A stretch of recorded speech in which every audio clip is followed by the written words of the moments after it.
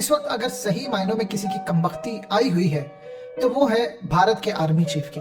भारत के army chief की कमबख्ती इतनी ज्यादा आई हुई है कि कभी वो लद्दाख के दौरे पर है, यानी 2 दिन वो लद्दाख के दौरे पर है, 2 दिन वो अरुणाचल प्रदेश के दौरे पर है, फॉरवर्ड बेसिस पर जा रहे हैं, देख रहे हैं जाकर वहां पर सूरत हाल क्या है, अपने जवानों को खिताब कर रहे हैं, उनको समझा रहे हैं, फॉरवर्ड पोजीशंस देख रहे हैं, उनको कह रहे हैं कि आपने अलर्ट रहना। और अब इस वक्त वो 2 रोजा दौरे पर हंगामी बेसिस पर वो इस वक्त कश्मीर में पहुंच चुके हैं और वहां पर इस वक्त जो इनकाउंटर्स चल रहे हैं, वहां पर जो लड़ाई जारी है, वहां पर जो बगावत उठी है, ये इस वक्त चीजें, यानी आप सोच लें कि पहली मर्तबा ऐसा हुआ है भारत की तारीख में कि भारत के 3 महाज इस वक्त खुल चुके हैं और तीनों के तीनों पाकिस्तान की वजह से नहीं खुले। और याद रखिएगा, कश्मीर के महाज में आप गलत फहमी का शिकार ना हो, वहां पर 2 तरह की चीजें हैं।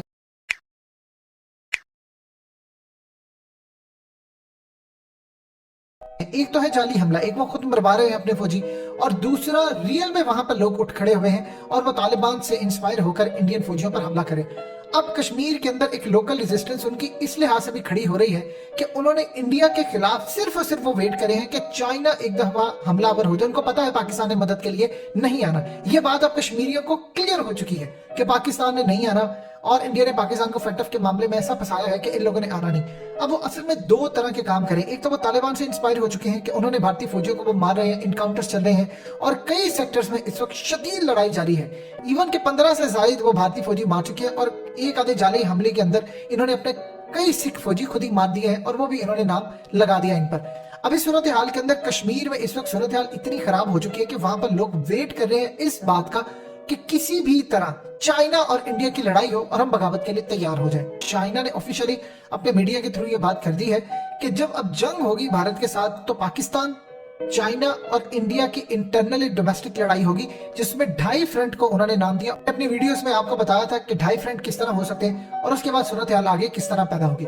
देखिए, इस वक्त मामला यहाँ पर बिगड़ रहा है। भारत के अंदर एक तबका खास तौर पर तैयार है। देखिए, सिखों का मामला ये है कि आप ये देखिए कि इस वक्त जो कानून आए थे खास तौर पर सिखों के और किसानों के हवाले से, उसकी बैक पर इसराइल था।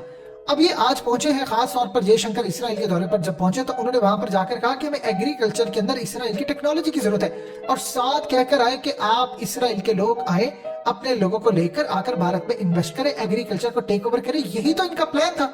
देखिए, नंबर 1 प्लान ये था।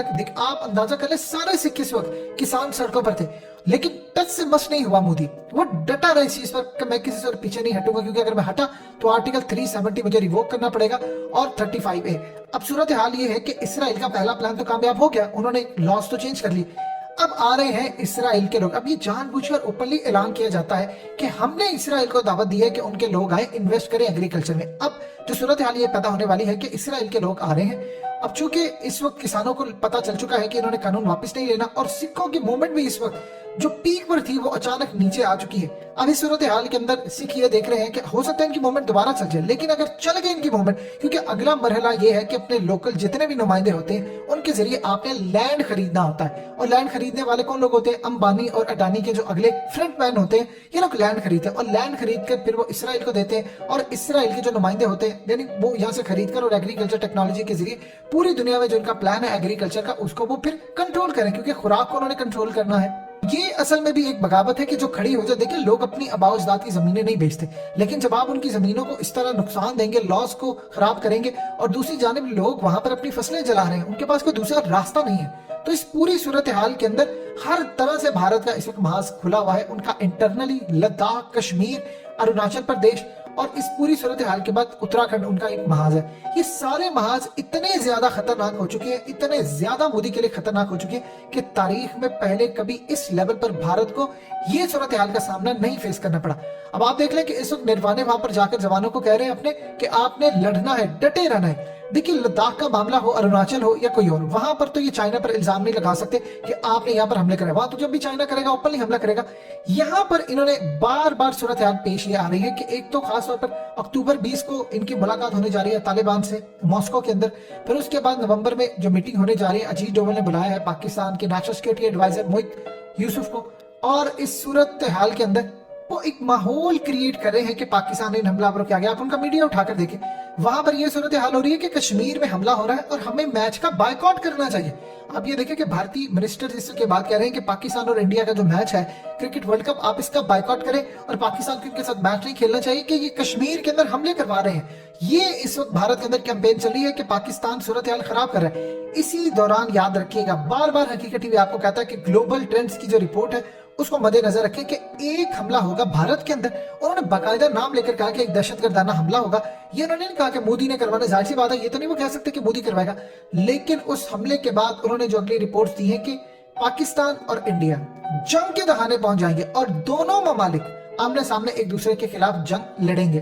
बताया कि जंग इतनी ज्यादा खतरनाक होगी कि इर्द गिर्द का माहौल इतना ज्यादा खराब हो जाएगा कि कई ममालिक इस जंग की लपेट में आ जाएंगे। भारत को इस चीज का कंप्लीटली पता है कि पाकिस्तान ने हमले के लिए नहीं आना, लेकिन तीन महाज इसमें खुले हैं और अब उनको समझ ये आ रही है कि जो माओ ने पॉलिसी जारी की थी कि जिसमें कश्मीर अलग करना था, जिसमें अरुणाचल प्रदेश अलग करना था, लद्दाख अलग करना था, उत्तराखंड अलग करना था, अब उनको ये समझ आ रही है कि कश्मीर को अलग करना चाइना का भी ख्वाब है और चाइना कश्मीर को जब अलग करेगा तो वो इसको अपने स्ट्रेटेजिक पॉइंट ऑफ व्यू से देखेगा। यानी यहाँ पर चाइना चाहेगा कि वो फोर्सेस है। इस वक्त सूरत हाल ये है कि कभी जब वो पाकिस्तान की फोर्सेस का इंतजार करते थे कश्मीरी, आज वो चाइना की फोर्सेस का इंतजार कर रहे हैं कि जैसे ही चाइना इंडिया का कोई कॉन्फ्लिक्ट खड़ा होता है तो वहां से रेजिस्टेंस शुरू हो जाए और वो भारतीय फौज के खिलाफ लड़ना शुरू कर दे। याद रखिएगा, अगर चाइना से लड़ाई होती है भारत की तो भारत को फिर कश्मीर से फौज निकाल कर लद्दाख को दूसरी साइड पर डिप्लॉय करना पड़ेगी, क्योंकि वहां पर फौज की तादाद कम हो जाएगी। और ये भी पॉसिबिलिटी है कि चाइना के पास ऐसी टेक्नोलॉजी है कि वो एक ही वक्त में बहुत सारे भारतीय फौजियों को मार दें। यानी पहले तो आपने देखा था सैकड़ों की तादाद में, अब पॉसिबिलिटी ये है कि अगर बड़े लेवल की जंग हो तो वही की झटके में कोई radio waves, direct energy weapons या कुछ भी हमला करके वो भारतीय फौजियों को मार सकते हैं। इनकी तादाद कितनी होगी ये तो आने वाला वक्त बताएगा।